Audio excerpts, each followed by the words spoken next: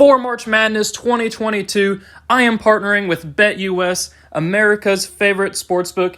Using the link in the description, you can get a 125% sign-up bonus using the promo code JOIN125. A $100 minimum deposit is necessary. Get in on the action on this NCAA Tournament and March Madness season and any other sport in general, and make some money. Get in on the action with BetUS.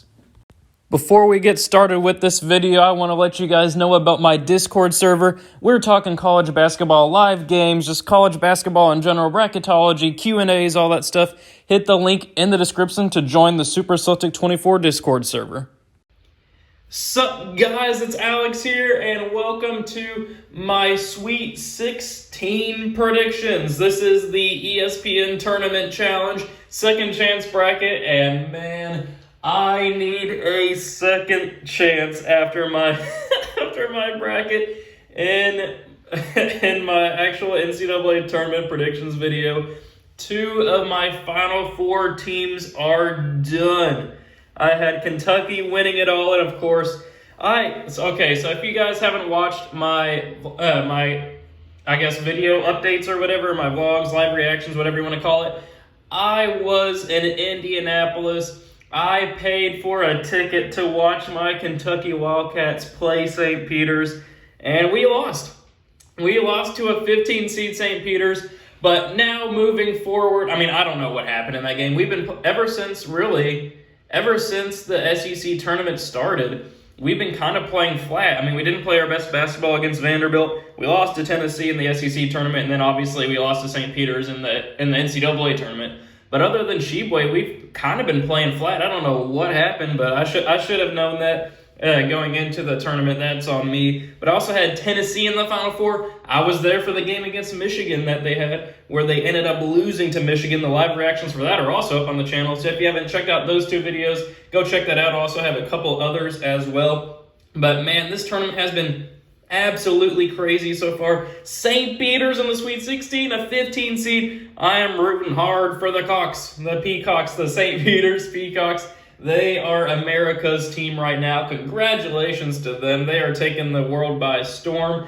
But yeah, through the rest of the bracket, I did predict Baylor to lose in the second round of the actual NCAA tournament in my tournament predictions video. But of course, it was to Marquette and not North Carolina, so I was half right there. But North Carolina, they had a 25-point lead, blew it. Baylor forced overtime, but then North Carolina survived, so that was good to see.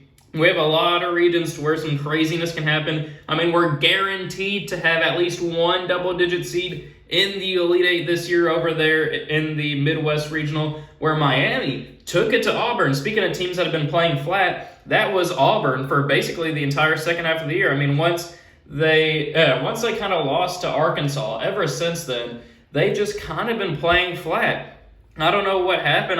Kind of like Kentucky, to where they couldn't win on the road, or away from home, I should say, because this was on a neutral floor technically. But something about Auburn just changed after that Arkansas loss. And then Iowa State upset Wisconsin. Iowa State, if you guys have been watching my bracketology videos, I was in love with this team from December through January, but then they hit a patch to where there was a couple games to where they scored 40 or less points. I think they even scored like 36 in a game.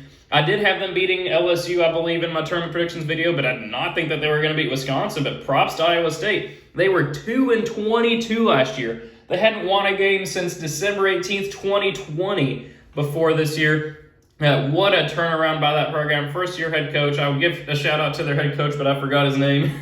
But I'm giving the props to him there. But throughout the rest of the bracket, I mean, some other craziness that's happened. We have Michigan, as I mentioned, in the Sweet 16. So we have 4 double-digit seeds in the Sweet 16. North Carolina is right there with an 8. But yeah, I've been talking a lot so far. Let's go ahead and get into these predictions. The link for, I forgot to mention at the top of this video, to join my Sweet 16 bracket, I will post, I do have a group right there, the Super Celtic 24 subscribers. I will post the link in the description below, so make sure you check out the description for the link to join the Super Celtic 24 subscribers group. And at the end of this video, I will go ahead and show the kind of standings of the actual tournament challenge video. But anyway, going back to the Sweet 16 predictions. Up first, Gonzaga versus Arkansas. Arkansas squeaked by Vermont. Then they also squeaked by Mexico State. I really like the way that team plays, but Gonzaga is just playing better right now. And then Duke versus Texas Tech. Duke squeaking by Michigan State there at the end. I mean, Texas Tech also squeaking by Notre Dame. I mean, this region could go up in flames, but we have the top 4 seeds advancing in this region. I'm going to go with Texas Tech, though. I think this team's defense is bar none. They've been playing fantastic ball on the defensive end, and overall, I mean, I had Texas Tech beating Duke in my actual tournament predictions as well. I think Coach K's run is going to come to an end there. Moving on down to the East Regional, North Carolina and UCLA. I think this will all depend on Jaime Jaquez or Jamie Jaquez. I don't know how you pronounce it. I may have just flubbed that one up. But UCLA versus North Carolina, if he plays, I think UCLA is going to win. But if he doesn't play, I'm going to pick North Carolina. The Tar Heels advancing on there, playing fantastic basketball. But I am assuming that he's going to play, so I am going to pick UCLA to advance there. But if he doesn't play, go with North Carolina. It would be a game-time decision, I think, for him. Then Purdue and St. Peter's. I really want to pick the Peacocks here, but I think this is one of the biggest spreads in NCAA tournament history for a Sweet 16 game. I do think that Purdue is going to end the Peacocks' run to the Elite Eight. I don't think there's ever been a 15 seed that's advanced to the Elite Eight. I think there's been 3 15 seeds that have advanced to the Sweet 16. It was Florida Gulf Coast back in 2013. Then we had Oral Roberts last year, who came close to making the Elite Eight against Arkansas, but they ultimately fell short. And then St. Peter's here, but I do think it's going to come to an end. I got Purdue advancing on to the Elite Eight. So, moving on down to the Midwest Regional. Kansas survived a scare against Creighton back on, I think it was Saturday, I want to say, question mark. I may be wrong on that, but I do think that Kansas will advance there. I don't see Providence pulling off the upset. I honestly thought Iowa would have beaten Providence, but of course Iowa lost to Richmond. That was a crazy loss. I thought Iowa was going to be one of the safest 5 seeds moving on. But I do think that Kansas will advance there past Providence. And then I'm going to go with 11 seed Iowa State continuing their huge run. That is no disrespect at all to Miami, who's been playing great as of late. I mean, heck, they just took down Auburn. But I like the guard play by Iowa State with Tyrese Hunter, with Isaiah Brockington, Gabe Kalshore looking down low as well. I got Iowa State advancing on to the Elite Eight as an 11 seed. So then up to our final region. Arizona versus Houston. Houston has been playing fantastic basketball recently. I really want to go with Houston to advance, but I do think I am going to have to go with Arizona moving on to the Elite Eight, beating Houston there. Ending Kelvin Sampson's run. That team is just too good, top to bottom, with Koloko and then Benedict Mathurin as well, which sets up Villanova and Michigan. A rematch of the 2018 National Championship game. And I am going to go with an upset here. I am going to go with the Wolverines. They have been playing fantastic basketball lately. I mean, of course, Villanova has 2, and they're the 2 seed as compared to an 11. But there's just something about this Michigan squad to where they are, even if they're down, they just keep on fighting back. They were down by, I think, 15 against Colorado State. They were down by, I think, 8 or 9 against Tennessee. They fought back and won. They want to get their revenge against Villanova after that 2018 championship game loss. And, of course, Colin Gillespie was a freshman for that win. He is playing in this game, of course. Villanova is one of the best coach teams. I mean, Jay Wright's one of the best coaches, if not the best coach in the nation. But you got to go with at least one upset happening here in the Sweet 16. I got 11 seed Michigan advancing on. So, in the Elite Eight, moving on over here for a spot in the Final Four, we are going to go with the Bulldogs of Gonzaga. I think the talent is just going to overwhelm Texas Tech there to advance on to the Final Four. Then UCLA and Purdue. I don't think Purdue's going to advance to the Final Four. I think their defense will get them in trouble. They have the offense to fight with anybody in the nation, but I just don't think that their defense will be able to hold up their end of the bargain. I got UCLA advancing on, which may make me look really stupid if Jacquez doesn't play and they end up losing to North Carolina.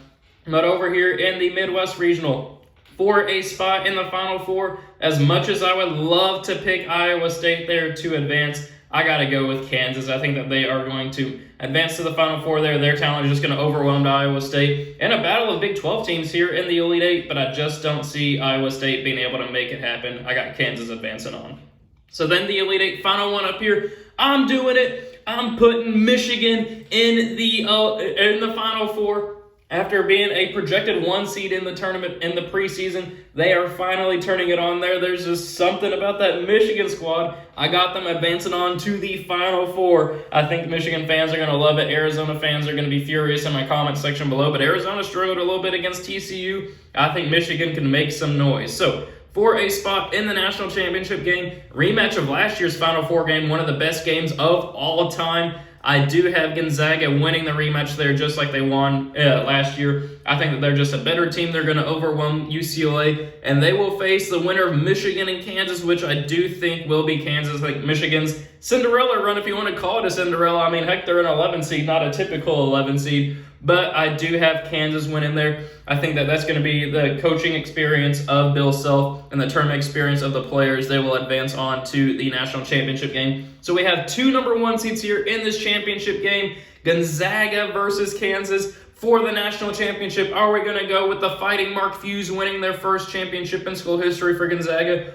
Or are we going to go with Kansas winning their first championship since 2008? This will be a very interesting national championship game, and I am going to go with the Bulldogs of Gonzaga winning their first national championship under Mark Few, finally getting over that hump. They've been to the national championship game twice since 2017, once against North Carolina and then last year against Baylor. I think they finally get over that hump here and win the national championship. And score's not going to matter, so I'm not going to fill that out now. I'll do that later, but we will submit it there. National champion is Gonzaga, as you can see. So let me know what you guys think of those predictions in the comment section below. Let's go ahead and check real quick on that tournament challenge. We'll see who is leading in that group. The Super Celtic 24 subs group, over 600 entries. I do have an entry in the top top 7 right there. My main one is 58. Out of 600, I'll take it, but as I had Kentucky, not a whole lot of max points remaining. But 2 brackets are tied for the best. We have ESPN fan and then college basketball fan leading the way with 490 points so far, maximum of 610. But then you got this one down low, TTDV Ashton,